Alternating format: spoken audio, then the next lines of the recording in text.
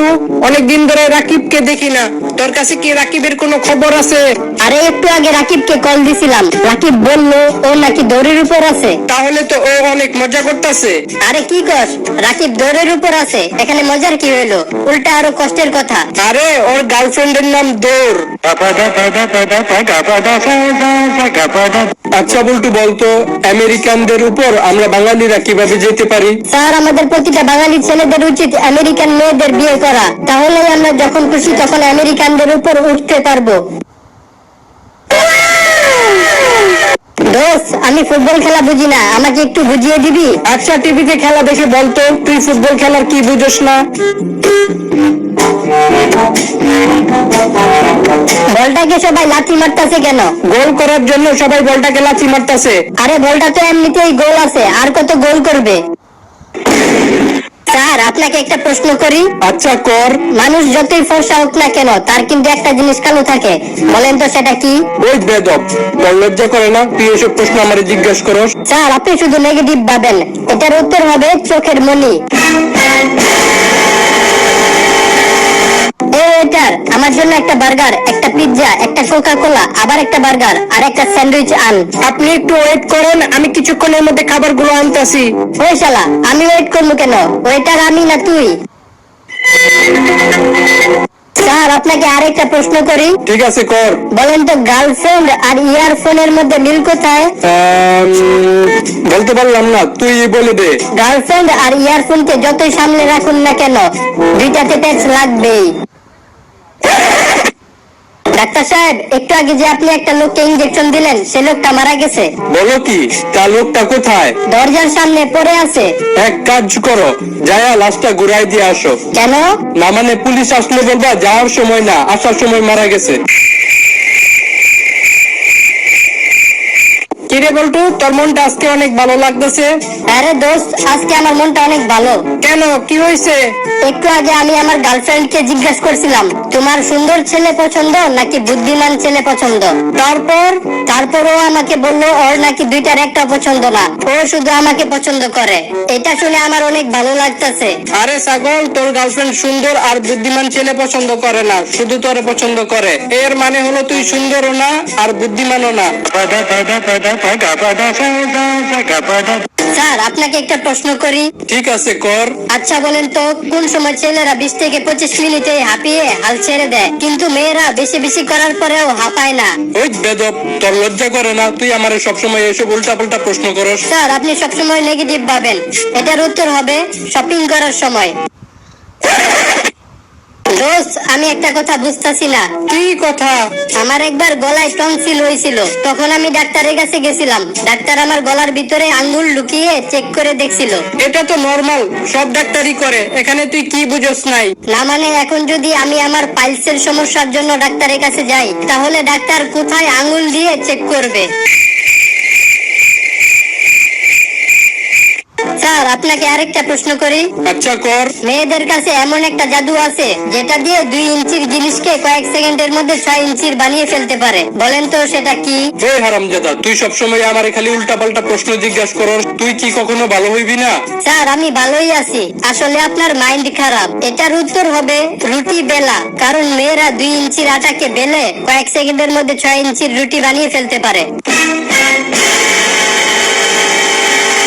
বল্টু, তুই কালকে রাত কয়টা পর্যন্ত পড়ালেখা করেছিলি? বাবা, আমি কালকে রাত 12টা পর্যন্ত পড়ালেখা করেছিলাম। তোরে কানের নিচে একটা থাপ্পড় মারমু। কালকে তো রাত 9টা বাজে কারেন্ট চলে গেছিল। না মানে, আমি এত মনোযোগ দিয়ে পড়ছিলাম যে কারেন্ট কোন সময় চলে গেছে আমি টেরই পাই নাই। কিরে বল্টু, তোর মন খারাপ কেন? আমার এক কাছের বন্ধু মারা গেছে। কিভাবে? ওর ভুলে যাওয়ার রোগ ছিল। মানে ও কারেন্টের তারে চুমা খেতে গিয়ে কারেন্টের শক খেয়ে মারা গেছে। এটা তো ভুলে যাওয়ার রোগ না, ও তো আসলে বোকা ছিল। না মানে, ও যে আসলে বোকা এটাই বারে বারে ভুলে যেত।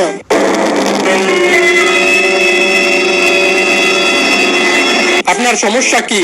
ডাক্তার, আমি রাতে যখন অন্ধকার দেখি তখন আমার ভয় লাগে। কিছুদিন অপেক্ষা করুন, আমাদের দেশের যে অবস্থা, কারেন্ট বিল যে হারে বাড়তেছে, কিছুদিন পর আপনি আলো দেখে ভয় পাবেন, তখন আর অন্ধকারকে ভয় লাগবে না।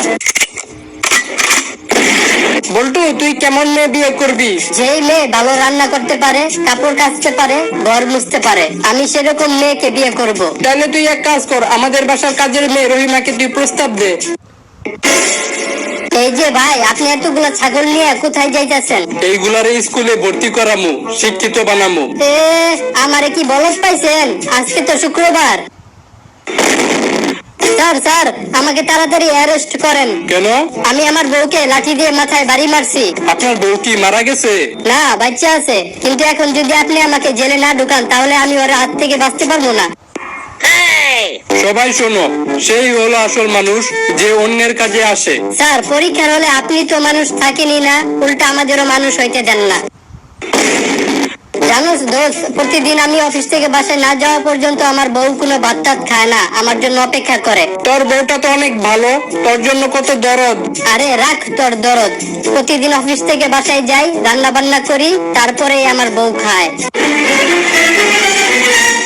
আচ্ছা বল্টু, বলতো গার্লফ্রেন্ড মানে কি?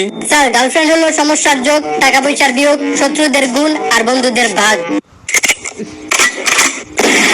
তো আমি 2 বছর ধরে একটা জিনিস খেয়াল করতেছি। কি জিনিস? আমাদের বাসার সামনে একটা পার্লার আছে। সেই পার্লারে যেই মেয়ে ঢুকে সেই মেয়ে আর কখনো বের হয় না, ওই মেয়ের বদলে অন্য মেয়ে বের হয়ে আসে। আচ্ছা, এটা কি কোনো জাদু নাকি? হ্যাঁ, এটা ময়দার জাদু। কিরে, তোর মন খারাপ কেন? আরে আমি বুঝতাছি না যে কোন মেয়ে আমাকে ভালোবাসে। আরে এটা কোনো ব্যাপার হইলো? তুই এক কাজ করবি, কি কাজ? ফেসবুকে তোর একটা ছবি ছাড়বি। তোর ওই ছবিতে যে মেয়ে সবার আগে লাভ রিঅ্যাক্ট দিবে সে মেয়ে তোকে অনেক ভালোবাসে। কিরে, ছবি ছাড়ছিলি? হ্যাঁ ছাড়ছিলাম। তা কোন মেয়ে তোর ছবিতে প্রথমে লাভ রিঅ্যাক্ট দিছিল? তোর বউ। বাবা, তোমার মাথার অনেকগুলো চুল দেখি পাইকে গেছে। তোর মতো ইতর বান্দর ফাজিল পোলা থাকলে তো চুলগুলা পাকবই। ও, এখন বুঝছি দাদার সবগুলা চুল কেন পাইকে গেছে। বাবা, আমি আজকে 5 টাকা বাঁচাইছি। কেমনে? আমি আজকে ঢাকা থেকে আসার সময় একটা বাসের পিছনে জুইলা আসছিলাম, বাসের ভাড়া 5 টাকা আমি দেই নাই। আরে মগা, জুইলা যখন আইলি একটা সিএনজির পিছনে জুইলাইতি, 200 টাকা বাঁচতো। বল্টু, তোর চরিত্র ঠিক করার জন্য আজকে থেকে সব মেয়েদের মা বলে ডাকবি। আচ্ছা বাবা, এতে তো আমার চরিত্র ঠিক হয়ে যাব, কিন্তু তোমার চরিত্র তো নষ্ট হয়ে যাব।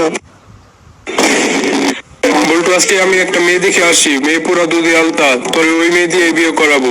বাবা, আমি 2টা কারণে ওই মেয়েকে বিয়ে করব না। কি কারণ? প্রথমটা হলো ওই জায়গায় কি কেউ আলতা লাগায়, আর দ্বিতীয়টা হলো লাগাইছে তো ভালো কথা, তোমাকে দেখাইতে গেছে কে?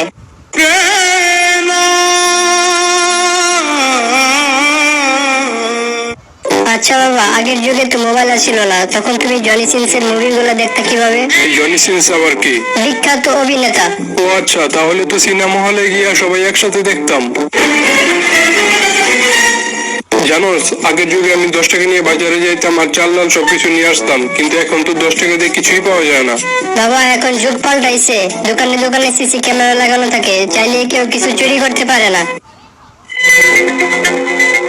বাবা, তোমার ছোট ছেলে মানে আমার ছোট ভাই ভুল করে মশা খেয়ে ফেলেছে। তুই কি ওই মশাটা বের করার চেষ্টা করিস নাই? হ্যাঁ, মশাটাকে মারার জন্য আমি ওকে সাথে সাথে রসুন খাওয়িয়ে দিয়েছি, এখন তুমি নিশ্চিন্ত থাকো। আচ্ছা বাবা, কয়েকটা লোক আমাকে বললো আমি নাকি আগের থেকে অনেক বড় হয়ে গেছে, এখন তুমি আমাকে বলো আমি বড় না তুমি বড়? অবশ্যই আমি বড়। নিজেকে বড় বলে বড় সে নয়, লোকে যাকে বড় বলে বড় সে হয়। কেটে বল্টু, আমাকে একজন এসে নালিশ করলো তুই নাকি গালি দেস। বাবা, তোমার এখন খাতির বলাই কইছে? জানোস, আমি যখন ছোট ছিলাম তখন সারা রাত জেগে জেগে পড়তাম। অনেক সময় হারিকেন জ্বালানোর জন্য তেল থাকতো না, তখন চাঁদের আলো দেখে দেখে পড়তাম। আর এইভাবে পড়ালেখা করে আমি সফল হয়েছি। আর তুই? আচ্ছা বাবা, আমি আজকে থেকে অনেক ভালো করে পড়বো আর তোমার নাম উজ্জ্বল করবো। ক্লাস 5 যদি আমি পাশ করতাম তাহলে আমার অফিসের বস আমাকে দারোয়ান থেকে প্রমোশন করে পিয়ন বানাই দিত। আপনার প্রতিবেশী রহিমা বেগমের বাসায় কাল রাত্রে ডাকাত এসেছিল। উনি সাহায্যের জন্য জোরে জোরে চিল্লাইছিল, তবু আপনি ওনার সাহায্যের জন্য যান নাই কেন? স্যার, কেমনি বুঝবো ডাকাত আসছিল? উনি তো প্রতিদিনই রাত্রেবেলা চিল্লায়।